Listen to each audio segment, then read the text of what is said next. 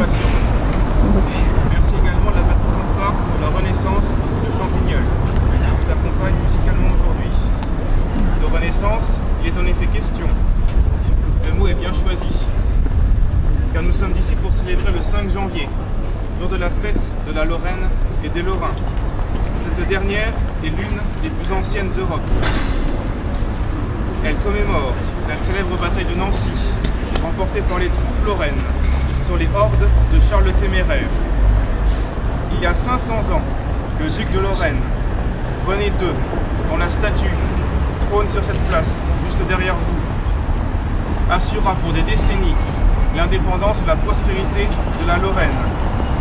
Afin de célébrer cette victoire dédiée à Saint-Nicolas, une somptueuse basilique fut élevée, non loin de là, à Saint-Nicolas de Port. Et une fête, celle de la Lorraine et de tous les Lorrains, fut instituée. Malheureusement, bien plus tard, celle-ci fut proscrite par la France. Elle tomba alors dans l'oubli, avant d'être confisquée par des groupuscules obscurs. Aujourd'hui, nous la rendons à vous, au peuple, dans un esprit festif et démocratique, car elle appartient à tous les Lorrains. Elle fait partie de notre patrimoine vivant. Comme vous le savez, cette renaissance, cette cérémonie du 5 janvier, se déroule dans une ambiance particulière. Tout le monde a en effet été le témoin des nouvelles saignées portées à notre chère Lorraine, perte de postes, suppression d'emplois dans nos hôpitaux, dans nos écoles, dans notre industrie, comme dans les Vosges et en Moselle, marqués par les nouveaux mensonges de Hayange et de Florange, après ceux de Gandrange. Nous ne pouvons plus tolérer que la Lorraine soit ainsi malmenée, meurtrie et ridiculisée. C'est pour cette raison que le Parti Lorrain a vu le jour il y a 2 ans. Mouvement progressiste et démocratique. Il entend redonner à la Lorraine la place qui est la sienne, la place qu'elle mérite.